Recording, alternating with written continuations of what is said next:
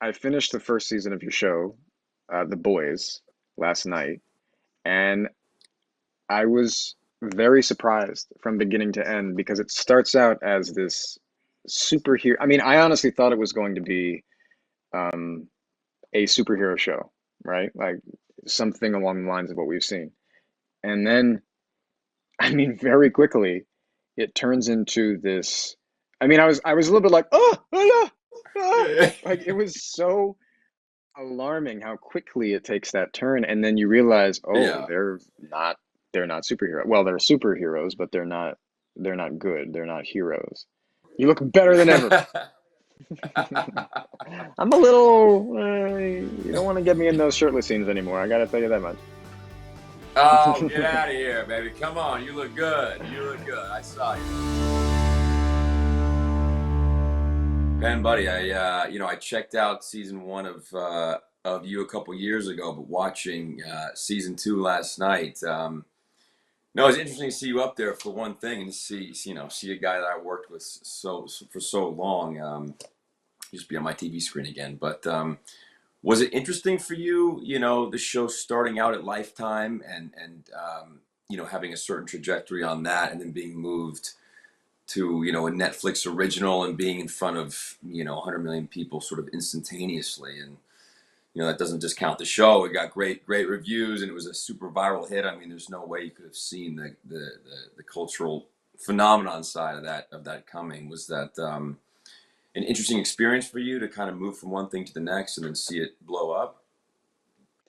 It actually, I think what I see now in retrospect is that it makes way more sense as a kind of cultural hit, as a cult hit, because I think when so few people were watching it on Lifetime, the network for women of all networks, it was. I think I was wondering about the moral ambiguity of it, and I know I've been transparent about my moral conflict playing this guy. So I think I felt much better about what we were doing once a lot of people were watching, not because I needed this sort of gratification of a lot of viewers, but more like, okay, it makes sense. It makes sense what we're Mhm. doing, and it's people are responding to like the way we're coming into this conversation about the tropes of the romantic comedy and the tropes of the romantic white male lead, Yeah, I gotcha.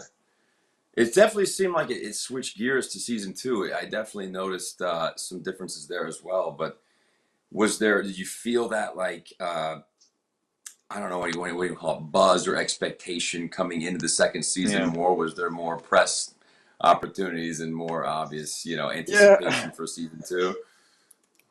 I mean, the first season, dude, was so because we did the whole. I mean, now like on a streaming show, you make the whole thing before anybody's seen it. Or is it the same with yours? It was the exact same. Not only did we Yeah. make it the first season, it got picked up for second season, and we did Comic Con. It still hadn't come out. We had no idea, so we knew that some Wait, you know what? Actually, in-house people liked it. I think the same thing happened to us. I think we got picked up for a second season. I yeah, I think we got picked up for a second season before anybody had seen the first, and then it was like, oh, you know what? It's not doing too well on Lifetime. We're gonna have to pull back the second season, and then Gotcha. Oh, and then okay, it that's what and then it happened. went to Wow, that's Netflix. interesting to me Yeah, because also, man, I mean, to be honest, yeah, yeah, we move on from Goth Girl to playing despicable, murderous yeah. white male privileged guys. I mean, it's just the natural progression. No, but It's I it's had this. really popular. It's really, but yeah, it's a big hit these days.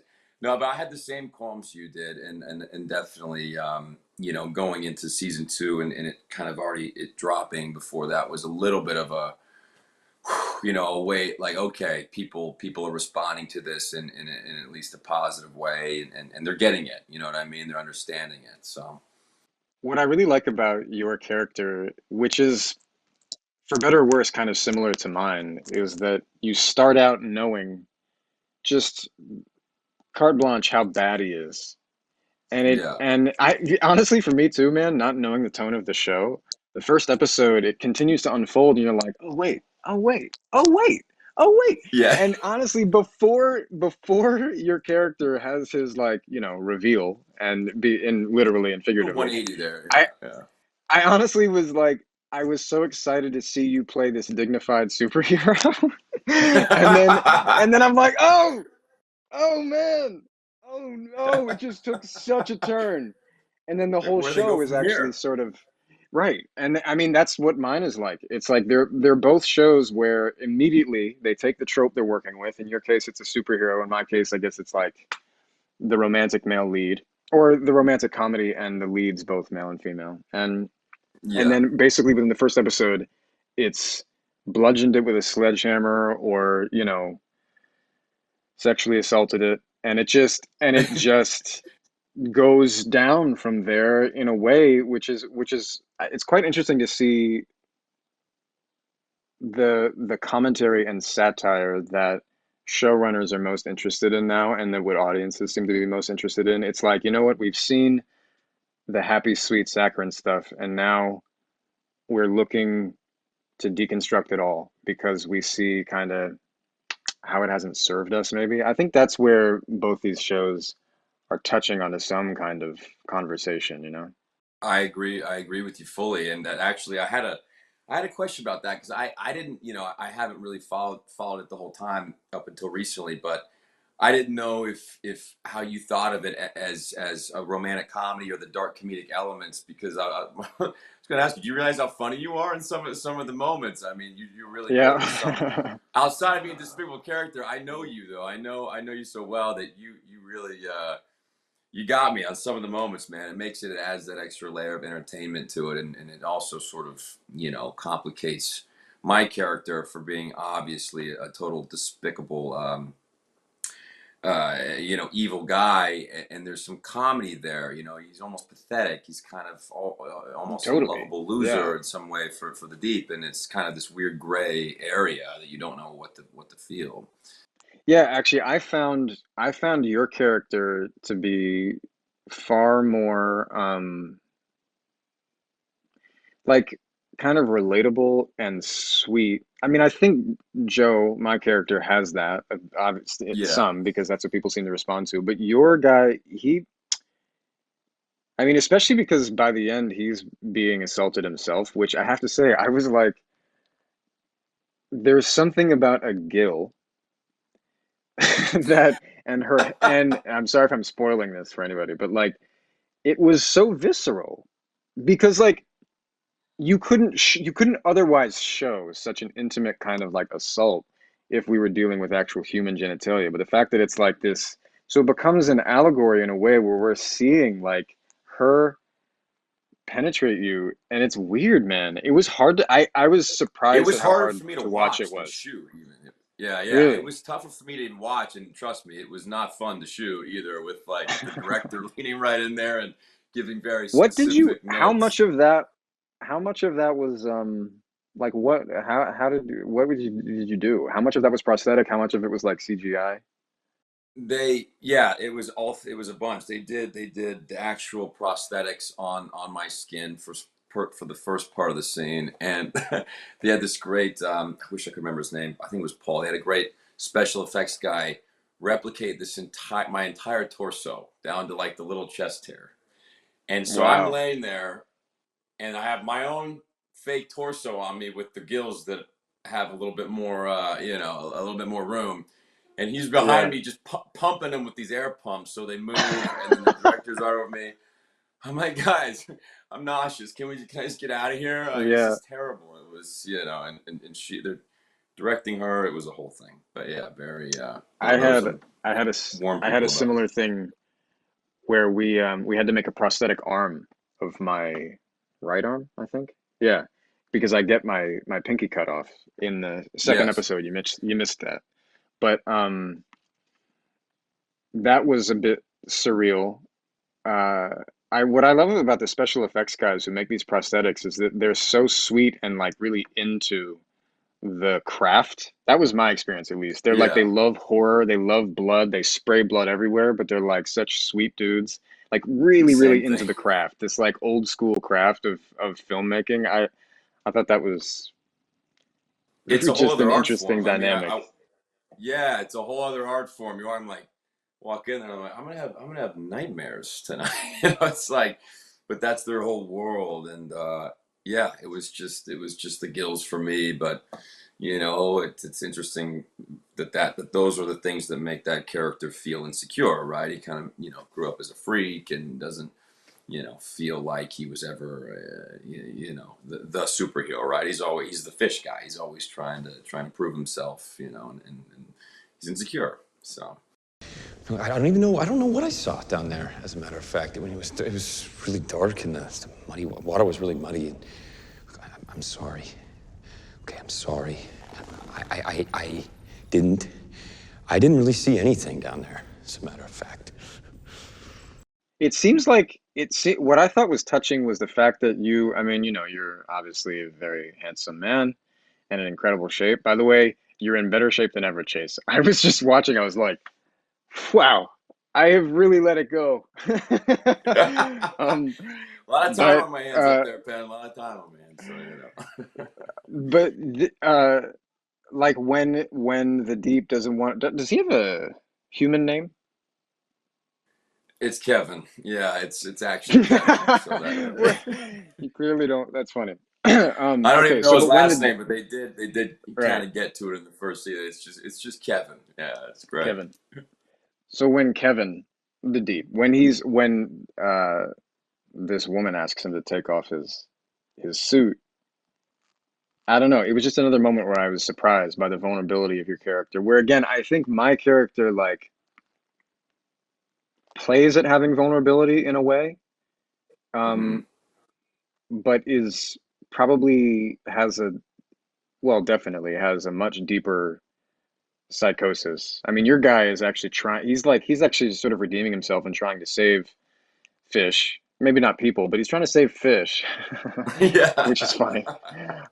At least Whereas it's like something. my guy, he's got such a psychosis that I don't, as a viewer, see him as being at all as sweet or adorable as redeemable, But then of course when I'm playing him, I guess maybe that's a question I have for you.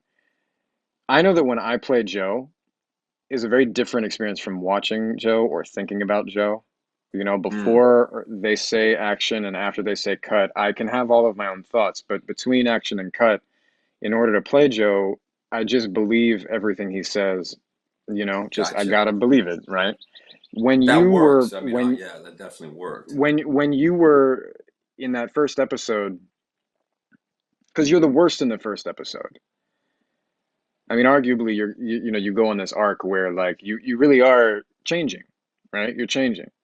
But like in the Yes, first yeah. episode, that was such a like a dagger to the heart because he's so I mean he's so controlling. He's so unbelievably controlling of with Starlight, that's her name, right? I mean, did you feel like you had trouble being that way? Did you feel like you had trouble judging the character and getting in your own way? I did actually. It was kind of tough to do, and to be honest, it was in the comics, like that the very specific shot, like on one of the covers, and it was a big jumping off point for her character, and also as well as my arc, as well, and a bigger commentary on what they want to make on superheroes.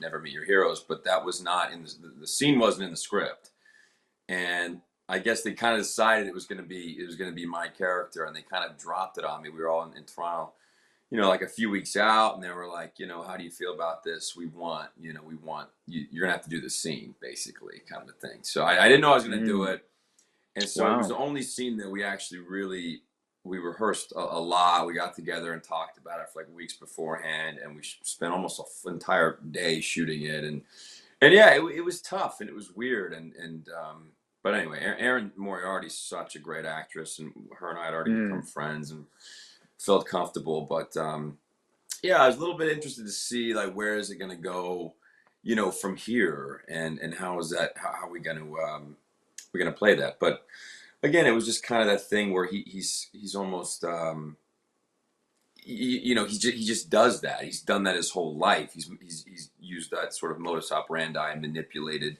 people his entire life, and it's kind of, he's almost like shocked, like what, like he doesn't really see Yeah. what's that all that bad about it. And so obviously he gets some comeuppance later, but yeah, but it's that gray area is sort of what I think they wanted to play with, and it's not so So black and white. so how much of his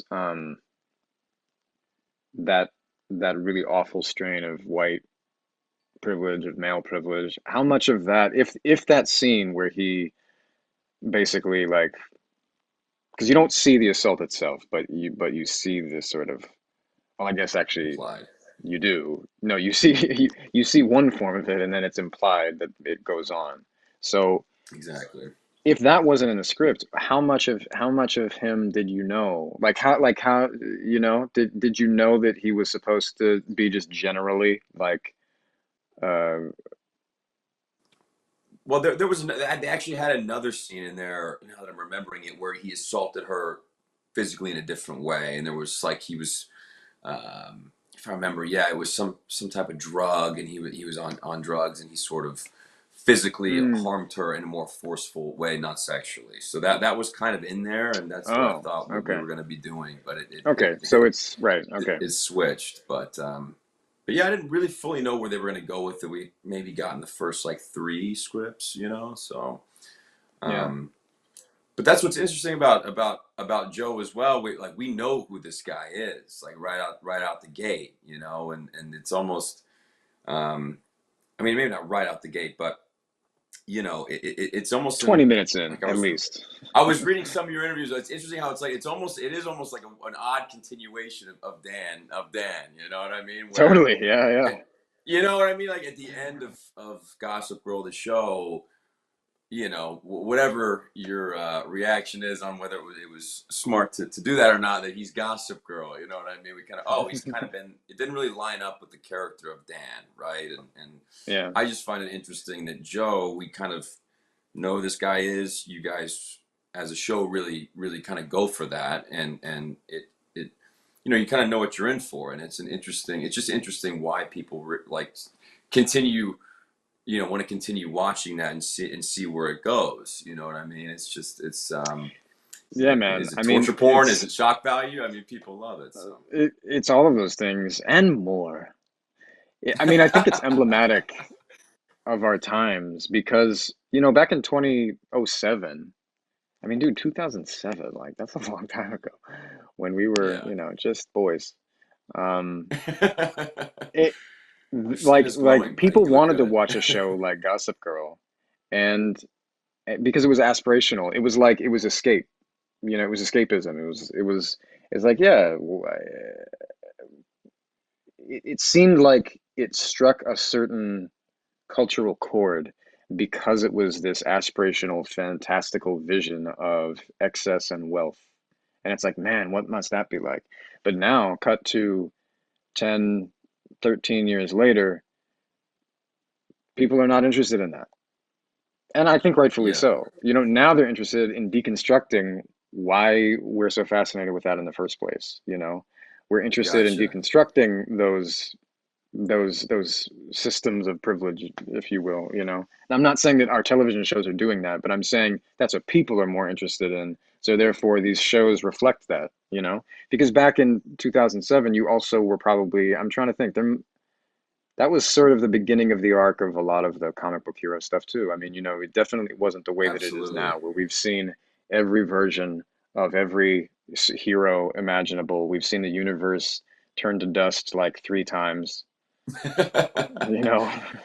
I know. I mean, that's why I found the show interesting, because I've seen all the superhero stuff, been a fan since I was a kid. It's just there is a bit of oversaturation, and I was hoping that people would clue in on the satirical nature of it. Just the what if the superheroes are bad, and it is darkly comedic and also harrowing at times. There's some messed up stuff that happens in the season, but it is interesting to flip it on its head and still have some elements of that while showing that these guys are total assholes, or that it's the Yeah. curtain sort of drop. But back in 07, 09, Gossip Girl was edgy back then. You know, it's some. I know, man. I know. That's If you funny think because about it. it really was. And now, I mean, I haven't seen it in so long. It would be very interesting to watch it now. Have you seen it recently?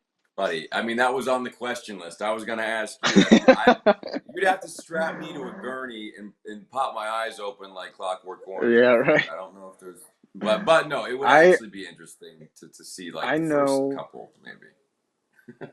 I know that I watched an episode with my now wife, with Domino, before we got married. It must have been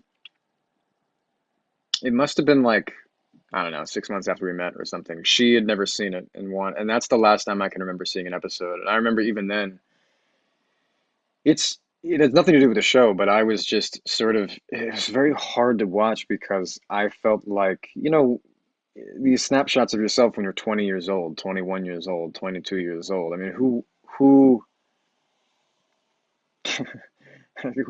who can enjoy that? Like it's sometimes it's just, it's uncomfortable. It's like, man, oh, I can see how self-conscious I was. I can see so Yeah, of much. course, exactly. I don't like really watching myself that much in general. So to go back and open that time capsule, I mean, we lived it, you know. I think there would Mm. be some nostalgic, value possibly to. So we're doing that. When you come to LA, we'll have a drink. We'll watch. We'll have a watching party, a We'll catch viewing up over party. season one. Yeah, it's great. Dude, if we live tweeted a viewing of any episode of Gossip Girl, people would love that. Are you kidding? What's If funny? we That's like, another. That's another interesting point. We didn't have to deal with all that. Remember, '07 no, was man. when the very first iPhone came out. I remember you guys. I Yeah. remember you had it at a Halloween party. You had the first iPhone. And think about that now. I mean, now there was I remember we were more about camera phones and this and that. I mean, there Oh wasn't yeah. social I didn't media. even There want it. wasn't. Blake got me that. Yeah, yeah, yeah. I remember. I remember you I mean, guys I had it. literally was like, I don't want this thing. Like, it's so cumbersome, and it has all these like apps. It has apps on it.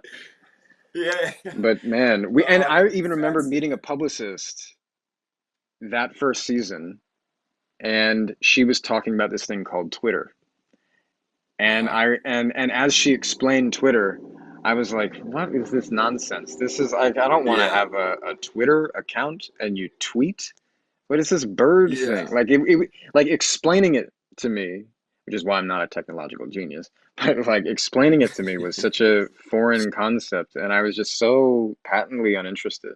That's something that actually years later, man, I think we got to give credit to Gossip Girl. Like it was in a way like a futuristic concept. It was It was trying to ahead of its get time in at a way. social media Yeah. before social media.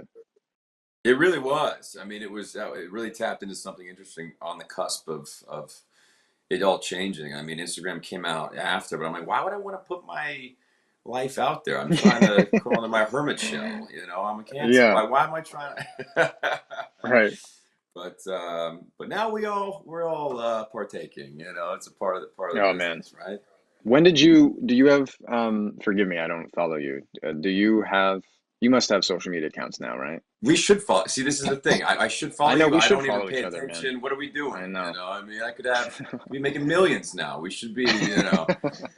I resisted for so long, and then I'm like, God, I should. Now you see where it goes. I was, trying to be a little Yeah, too cool for school. We could be, be I making know.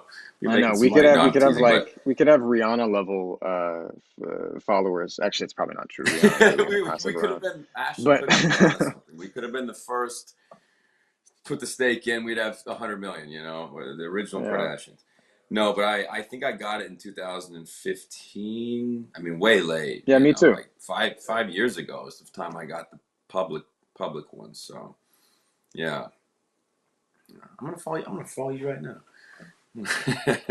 I'm doing this on my phone, otherwise I would follow you right now. I'll follow you after. Can you tell me if this Carl Jung book is vegan? If the book is? New here. Huh. Does everyone in LA walk around like they own the place? You got me. I just started this week. The books are made from trees. I'm pretty sure those are vegan. I'm just messing with the old sport. I just think it's interesting on your show, and maybe I only know this because I caught an article on my Apple News feed or something. But now there's like a conversation I thought was interesting about romantic comedies of the past you know, Mm, weaving in stalking in a much more sort of maybe more subtle and an insidious way. Like I'm trying to think of examples, but at the beginning of the first episode of season two, when Joe's looking through the telescope and he sees Love reading the book, and you realize he's reading the same book in another show or timeline or tone. That could be totally played off as being a very cute, adorable, like charming thing to do, right? And I that's think it's true. funny you Yeah. guys play with that line a little bit. Yeah, well, I think once, well, first of all, I mean, the person who sort of initiated the whole thing, the generating impulse for it, is Caroline Kepnes, who wrote the book series, both You and Hidden That's Bodies. right. Yeah. And I think she was playing with that in its own way, probably more. I mean, what you're able to do in a book is obviously very different from any other medium. I mean, the whole thing is from his perspective. It's like you walk into the bookstore and you are wearing a green sweater, and I can see that you are not wearing a bra, like all that kind of stuff. That's the Uh entire huh. book is from his perspective. So some of the things that I think translated nicely but are different is the way that we're inside Joe's mind is through his narration. And then also it is what you're mentioning, this like this in a way it is satire. I think it's probably funny. I don't know. I don't have like I hope it's funny. I think it's meant to be funny. And I chilling at think it times is, too. man. That's what I was wondering. I hope other people think Yeah. it's funny. I think some of it's hilarious. Yeah. Yeah. And by the way, Um, that is what I think was less clear when the show was on Lifetime. It was like, okay, where is this tone landing for people? Because almost yeah. like there wasn't enough of a testing pool. And then once it became a hit, it was like, all right, the tone makes sense. The tone is coherent. There is humor, and it is very dark, and there's some stuff that's very scary, but ultimately it's coherent. Yeah, on ours Um, too. To be honest with you, I think we were all worried when we were shooting what the tone was really going to look like. Mainly because there's also like 20 different characters in our show, and the Deep's on his own yeah. movie, and you got the boys that are their own movie. It's like a shot differently, superhero. Right? Well, our stuff is kind of good. Like, how is this all gonna? Mm, It's dark and it's messed up, and there's assault, and it's funny too. Like, how is that all going to work? So, um, but yeah, I figured some people got the dark comedy of you because you play it really really well. So, well, that's um, always been, I mean, I feel like what we did on Gossip Girl all the time was we would joke about how else we could play it if we were kind of like on a different show. And in a way, I feel like we've had the opportunity to do that now. We're both playing like these sort of emblematic guys, these sort of iconic level sort of characters, but now they're both terrible. and and I yeah. mean the truth is not that much has changed. It's just that it's a different lens onto them, But I was which actually going to changes ask you the whole too. thing. Yeah, it was part of my question. Like, was there like a refreshing, maybe refreshing is wrong. Well, yeah, maybe like a refreshing, redemptive or like a refreshing element to getting to kind of stretch your legs and have a little bit of Definitely. there's a little bit of an fu moment. Like I'm doing this character. It's kind of in your face. I'm doing what I want. You know what I mean? Was there a little bit of that or? Yeah, I mean, I've always tried to be both transparent and forthcoming and also like uh very respectful and grateful of the way that Gossip Girl positioned me to sort of be in a role like this and and for it to have the particular effect that it has. Because it's interesting that, regardless of my performance, the fact that it's simply me, you know, who ended just one of the main characters of a show called Gossip Girl, and then I ended up being Gossip Girl, even though, we can debate about whether or not that makes sense. And we can debate about whether or not Dan is even like really a male lead in the show because the heart of the show was somewhere else. But anyway, it's me, playing this guy Joe, and it makes a lot of sense in a way. It makes a lot of sense. It Uh-huh. was one of the things that made me even think. The funny thing is I didn't get excited to be like, oh, this is such a different and interesting take on a similar vibe. I was, if anything, at that point, too self-conscious about that. And I was inclined to be like, Yes, yeah, this is, I know it seems quite different, but in a way, it's almost like Dan, just with bloody hands. Like, I don't know.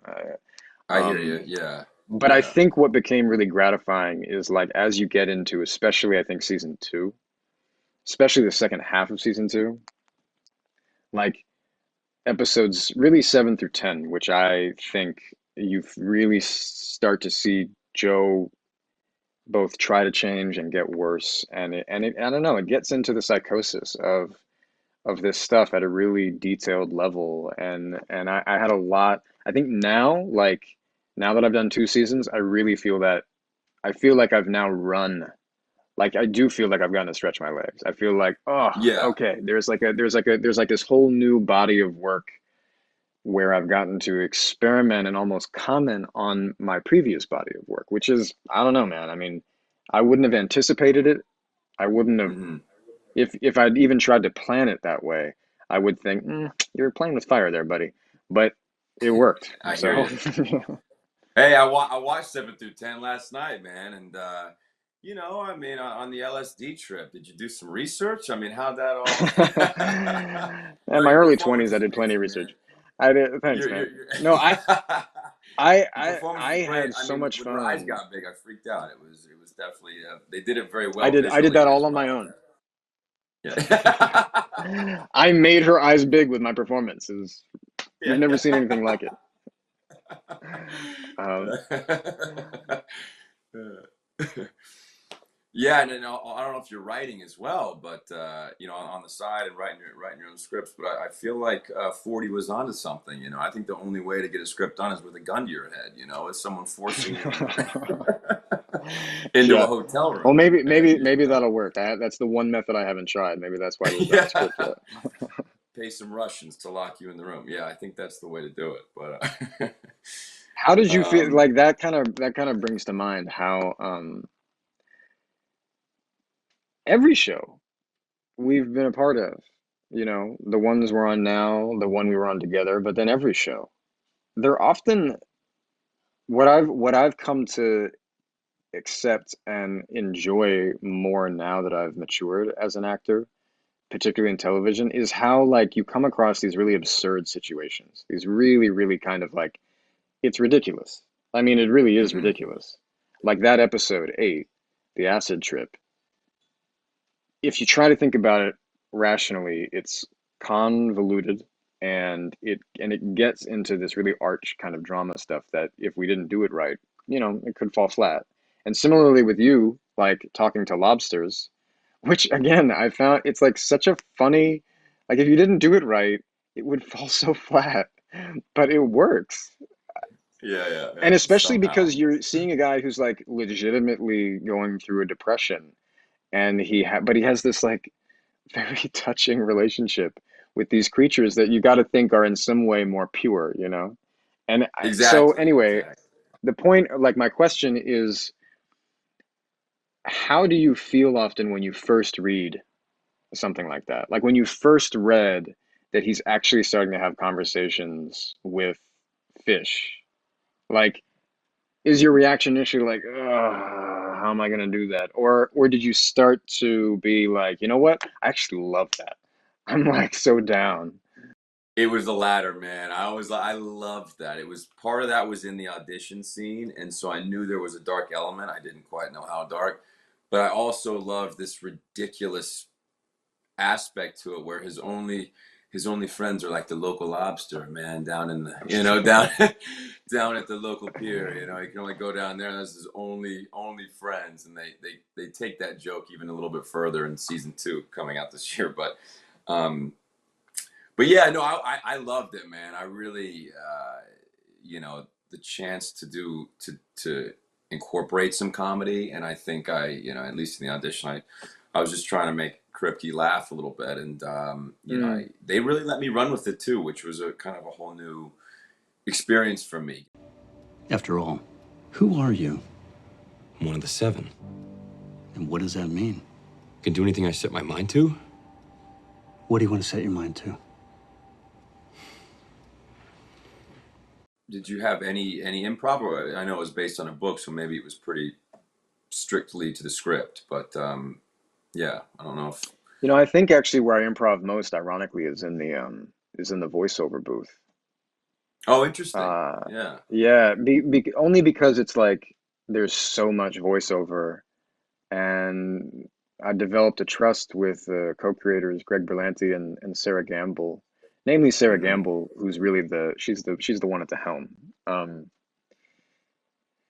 they really trust me to go in there. I go in there alone, save the engineer and the co-producer there, and I get almost no direction sometimes. Like I just go through an entire episode, and then there are certain beats as I'm going through the episode where, and we've not shot it yet generally. So I'm going through the episode, and it's like as it comes out of my mouth, you realize, this is maybe there's something about this logic beat, which is there's often so many different kind of layers of a moment because he's saying one thing to the person he's in the scene with. He's thinking another Hmm. about them, but also this person who maybe he's killed and they're in the trunk of his car. Meanwhile, he's like tweeting or texting or something to sort of cover it up. And then he's also thinking Yeah. about what he's going to do in the next scene. You know what I mean? It's a Like you can lot. see how kind Yeah, of man. it is a lot. It is really a They lot make it all at so once. And seamless, but no one sometimes realizes how difficult that is to do. You know what I mean? I always know. I'm like, man, like you do it so seamlessly, and that's interesting. You said that you record it without shooting. I thought it might be opposite. I thought you shoot it and you do it like ADR, where you're watching it and timing it. I didn't know how you did that. actually, they can't edit. They can't even, I don't know how far they can get, but they can't get very far in the editing process of an episode without at least a sketch vocal track of the voiceover. So, Gotcha. there are times where, on my lunch break, they're like, we're sorry, man, but we're trying to lock episode 7, and like we need this scene, or whatever it might be. So the voiceover is actually like, I feel like that's my largest contribution in this show Mm. is it's almost like I'm a voiceover actor first, and then basically, dude, I mean, the rest of the time I'm just staring, and then and then I look over here, and then I look down, and then there's an insert of the phone or whatever, I mean. Really, I think a lot of my work is in the voiceover booth, and so It I is. It's improv well, not a, it's not really good not a work. lot. But I do improv. I mean, I give them a lot of. I love like my sense of humor. I love to play with the turns of phrase, and Yeah. I'm sure that 95% of it is theirs, but I get some of mine in there, and some of them work quite well. It's just like really trying to add my touch, and I think sometimes I laugh because I'll give them so many alts of a given line because I'm like, oh, that's really funny. It's definitely headed somewhere. Let me see if I can sharpen it, or let me see if I can change it. Let me see if and a lot of times it's Yeah. stupid, but Yeah. I have to develop a trust, even with the engineer, because sometimes what I'm going An for art is to it. so dumb. Well, it's like if it's gonna work, it's gonna work. But if it's bad, it's dumb. And so I actually have to develop this confidence where I'm like, all right, whoever's gonna listen to this later, and the engineer right here with me now, I can't worry about looking stupid, Like there was even in episode Yeah. 6 of season 1 where I was singing parts of the voiceover, and there's a little bit of it that's in there, just a little bit. It's like he's talking, and then it like goes into this song because it's just ridiculous. So anyway. People don't know your musical talents, though. You should push that. You should push that, buddy. Or maybe they do, Dude, I feel actually. like Yeah. even Yeah. I feel like even for you, you're still just scratching the surface of your. Remember when we were shooting, I just wanted, and I feel like the whole cast of Gossip Girl, the whole crew felt like if you could be given some leeway in your bizarre brand of humor, that it would just be Yeah. like such a phenomenal hit. I mean, because still, dude, still, I feel like there's so much of your comedic um lens that I'm sure I guess your coworkers on the boys have seen it, but I feel like you are a comedic well just waiting to be tapped. Thank you, man. No, I've finally gotten to let it fly. You know what I mean? It's Yeah, it's been fun. I remember I did in Gossip Girl. I remember like our scenes in particular were maybe the only ones that I tried to work it in, and I had a lot of fun. I mean, I think I had the most some of the most fun moments are like the Nate and Dan scenes. You know what I mean? I always try to definitely, work it man. in there, but they you know Well, Nate was a they tough didn't. character because you were such the straight guy. You were just such the like, it's kind of like he was so perfect that he only had anywhere to go but down. He like, Yeah, and he just, yeah, he was like not the humorous spoil. yeah. Always punching his dad. You know, it was just always punching the captain. Oh Oh, man.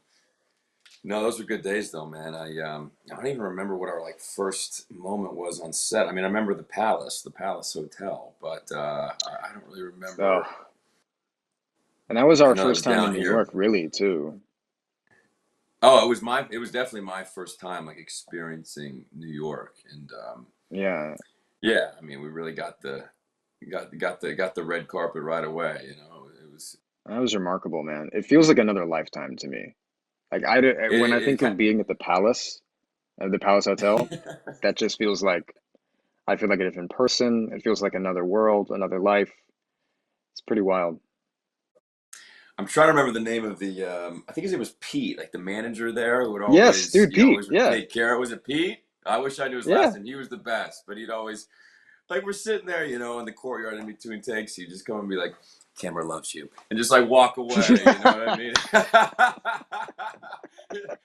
By the way, camera loves you, and just like kind of like He, stroll on dude, by. You know? he's the one who when Blake and I went there to eat, like we were like eating.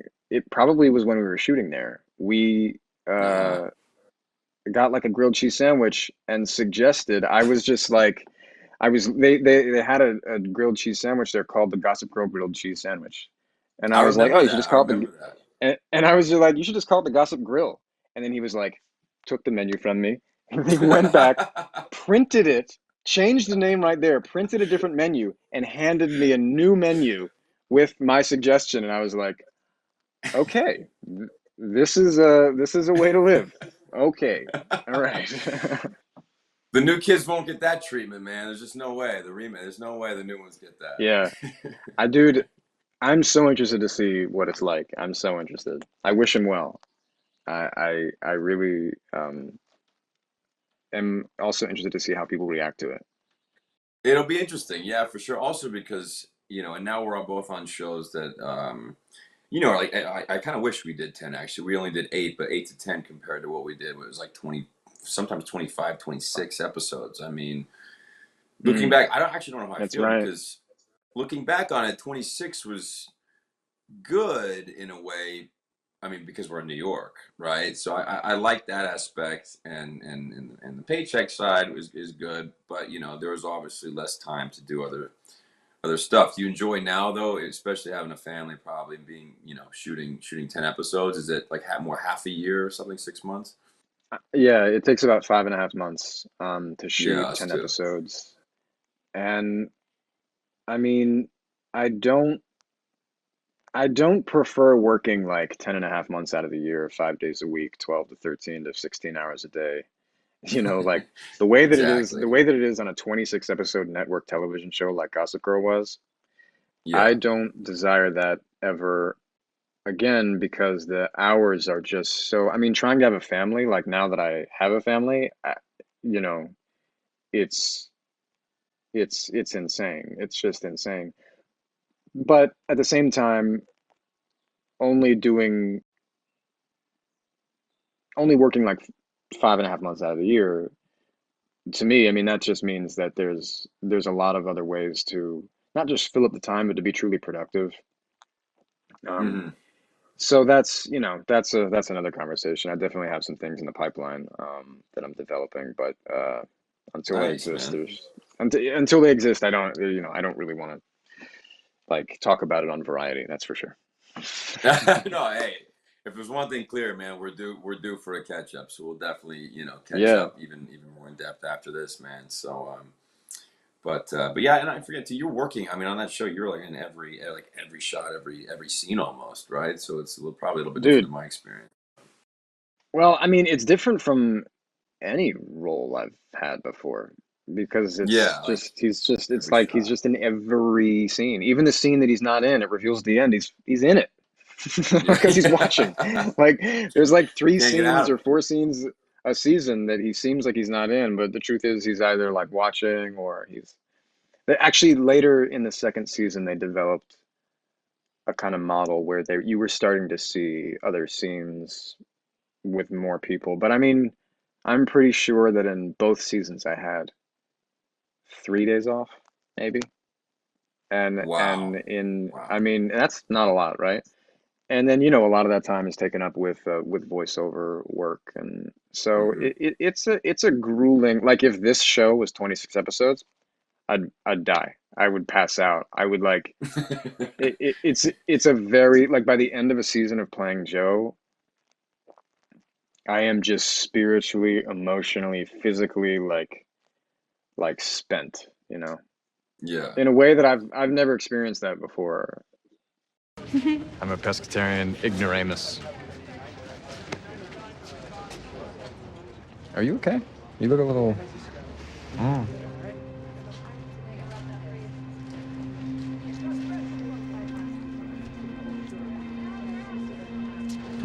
No. Too soon, too much, too good. And were you guys about to shoot season 3 before all the obviously the coronavirus stuff hit, or what? Where was that at? Well, actually, we were gonna right about now. I would have been moving out to LA for 5-6 months, So you're gonna be back in and LA for season 3. That's great. but you guys finished season 2 already. You're saying, right? Yeah, we ours about 5.5 months too. We shot it in Toronto, and we finished it about mid-November. Yeah, so right before the Mm, holidays. And then we haven't heard like officially official season 3 thing. We're hearing good stuff. Again, I don't know. I don't know what that's gonna look like coming down. So yeah, you man. know, So strange. but when we did end the show, I remember I had this really state where I mean it was. I mean, you probably had a similar experience where you had to like decompress, right, from sort of the whole thing. But when it all ended, and I kind of made the decision to leave New York, and it was kind of a hasty decision. And at the time, I Mm, got back to LA, and I kind of regretted it. I got a little depressed, and the city was such a big part of my early 20s, and in a lot of ways, our college experience. And it was 5.5, 6 years of our lives at that sort of golden time, growing up where you sort of form your identity. I do have a big heart for New York, man. I miss it. I miss it. I miss it quite a bit, even though I've made mm, peace with Los Angeles. But I do miss that city, man. yeah. I mean, I think if you spend enough time there, it's always a part of you in a way. I ended up being there for 13 years, just straight, without any real. This is the longest I've been out of the city.